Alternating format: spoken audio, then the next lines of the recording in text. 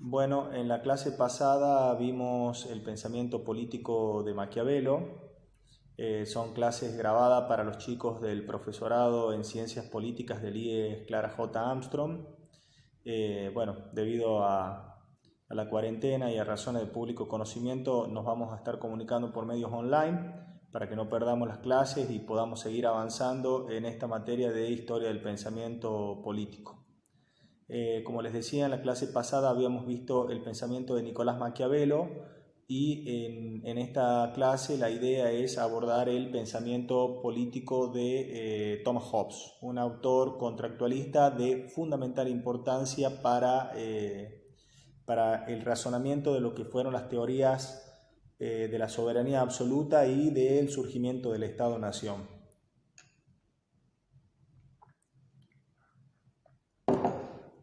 La idea del pensamiento de Hobbes es lograr encuadrar su contexto histórico y luego cómo de todo contexto histórico deriva un pensamiento político en particular.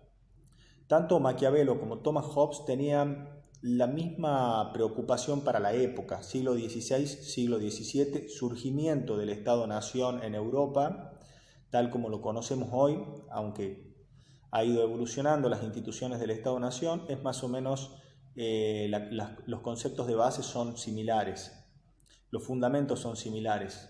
Maquiavelo tenía la preocupación de unificar Italia, como vimos, de esas 5 regiones autónomas en una sola.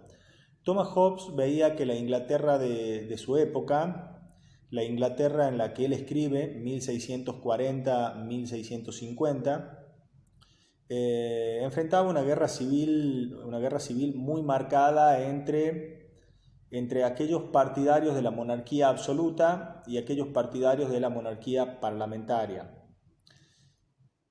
Era una guerra civil muy particular la de Inglaterra de esa época, porque no era una guerra civil respecto de quién debía gobernar, sino de cómo se debía gobernar. Era una guerra civil en torno a cuál era el régimen político que debía imperar.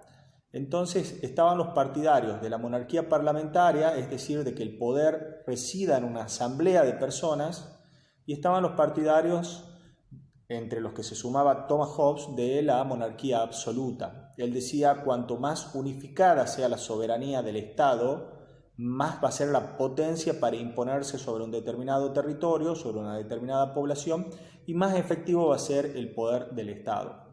¿Por qué Thomas Hobbes es considerado no solo un pensador absolutista, sino también un pensador contractualista?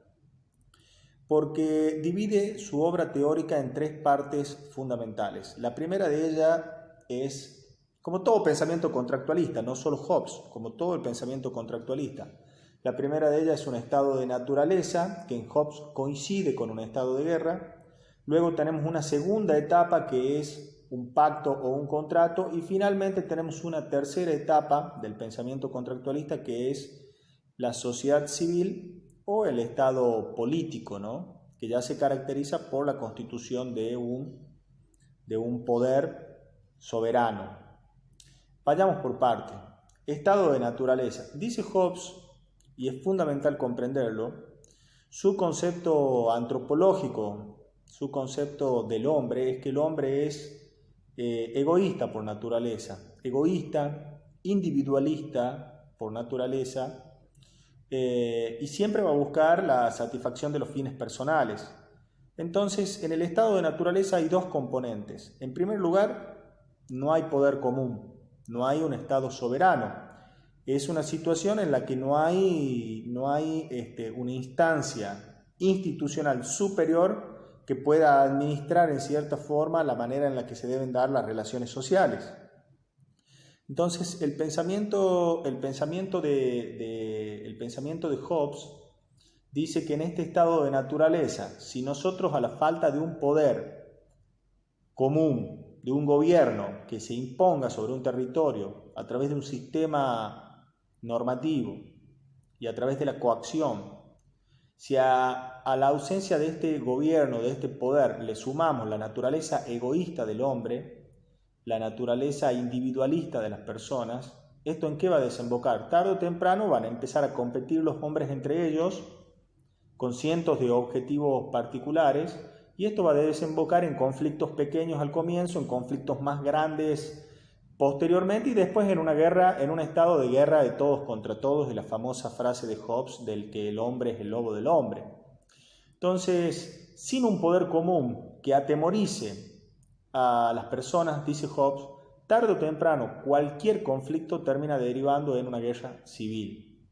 Ese es básicamente el planteo de lo que es el estado de naturaleza hobbesiano.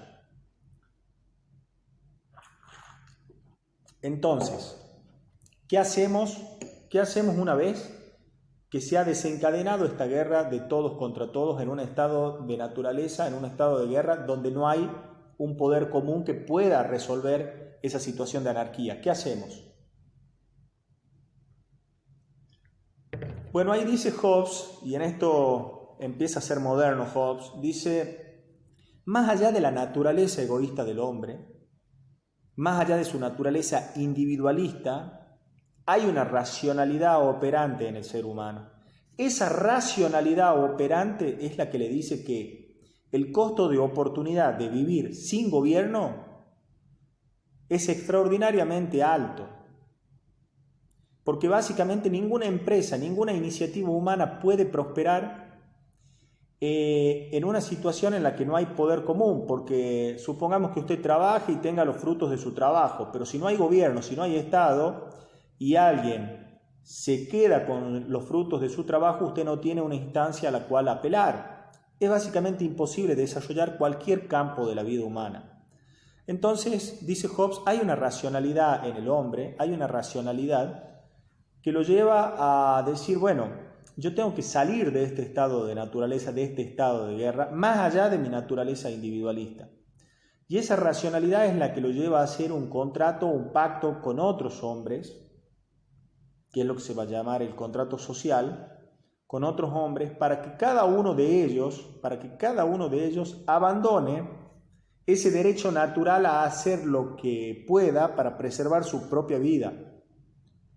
Ese derecho natural de hacer lo que yo pueda para preservar mi propia vida es factible y es legítimo en la medida en que no haya un poder común. Pero si cada uno de los que habitamos esa sociedad decidimos transferir mi derecho de cuidarme a mí mismo y lo transfiero en una persona y autorizamos a esa persona a que ejerza poder sobre todos nosotros, estaríamos haciendo un contrato en el que cada uno abandona las facultades de gobernarse a sí mismo para ponerse a disposición de una instancia superior que nos gobierne a todos. Ese es el momento del contrato en Hobbes y es fundamental, porque Hobbes no está diciendo vamos a delegar nuestro derecho de gobernarnos a nosotros mismos en un parlamento. No, dice en una persona. Estaba pensando en la figura del monarca absoluto. Estaba pensando en la suma del poder público en una monarquía que tenga absoluto poder para ejercer el gobierno. Él después le llama Leviatán, es una metáfora que usa para referirse a ese poder bastante absoluto, fuerte, concentrado. Dice Hobbes que si nos ponemos de acuerdo todos y hacemos ese gran contrato social, una vez que nosotros transferimos nuestro derecho de gobernarnos a nosotros mismos en la figura del soberano, en la figura del monarca, luego de esa transferencia estamos impedidos de volver a reclamar el derecho de gobernarnos a nosotros mismos. Es decir, una vez que hemos pactado, una vez que hemos contratado entre todos, delegar el poder en una instancia superior, ya no estamos en condiciones de reclamar para nosotros que se nos devuelva ese poder. Dice Hobbes, si alguien intentara hacer eso, es sedición, y la sedición debe ser castigada. Entonces, no hay derecho de resistencia en Hobbes, y esto es fundamental que quede claro, no hay derecho de resistencia civil al gobierno en Hobbes, porque lo que está fundamentando Hobbes es un poder absoluto, no un poder democrático, es una monarquía absoluta. Lo que le interesa es un poder con capacidad de unificar un territorio y una población en el marco de una guerra civil. Bien, luego vendrán todas las teorías contractualistas democráticas, por ejemplo, Rousseau. Pero en este momento Hobbes está fundamentando un Estado absoluto. Una instancia soberana por encima de la cual no hay nada. Puede haber otros Estados-nación, pero al interior del Estado-nación la figura del monarca absoluto es absolutamente soberana, suprema. Entonces dice Hobbes que en ese mismo momento en el que todos los hombres acuerdan, y deben hacerlo todos, porque con uno solo que no acuerde el contrato social, se destruye todo el contrato. Entonces absolutamente todos los ciudadanos todos los habitantes de un determinado territorio, de una determinada sociedad que están en un estado de naturaleza, deben transferir sus derechos de gobernarse a sí mismos a una instancia superior que es el monarca, la instancia de la monarquía absoluta. Ahí queda constituido este poder y pasamos del momento del contrato social al momento de la constitución de un gobierno soberano, supremo, con capacidad de imponerse sobre un territorio, sobre una población, y ante el cual no podemos tener derecho de resistencia política. Si nos parece injusto lo que está haciendo el soberano, una vez realizado el contrato social, ya no podemos tener derecho de resistencia. En eso después, posteriormente, y lo vamos a ver en clases, se va a diferenciar del pensamiento de John Locke, donde sí hay derecho de resistencia porque está más preocupado en fundamentar la propiedad privada y demás, pero en el caso de Thomas Hobbes es un poder absoluto. Entonces tenemos estado de naturaleza, que es un estado de guerra en donde no hay un poder común, donde no hay un gobierno, la naturaleza individualista de los hombres los lleva a desarrollar pequeños conflictos primero y después conflictos que se van extendiendo sobre todo el territorio hasta que llegamos a una situación de anarquía o guerra civil absoluta. Posteriormente tenemos una situación de uso de la racionalidad del hombre donde dice, si seguimos así vamos a terminar todos destruidos como sociedad. Entonces nos pongamos de acuerdo y transfiramos nuestro derecho de gobernarnos a nosotros mismos en una instancia superior, momento del pacto o contrato. Luego que esa delegación de derechos ha sido realizada y se ha constituido y se ha autorizado al monarca absoluto a ejercer el gobierno sobre un territorio y sobre una población, estamos en el momento de la constitución del Estado político o de este gran leviatán que da nombre a la obra de Thomas Hobbes. Bueno, espero que se haya entendido esta breve introducción al pensamiento de Thomas Hobbes. Sé que no es lo mismo una clase online que una clase presencial. Extraño mucho las clases presenciales. Espero pronto verlos en el IES Clara J. Armstrong cuando toda esta situación se resuelva. Creo que sí se va a resolver. Soy muy optimista.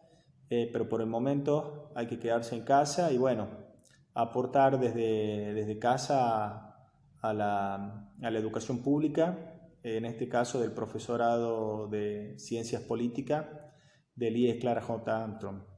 Un saludo chicos y espero verlos pronto.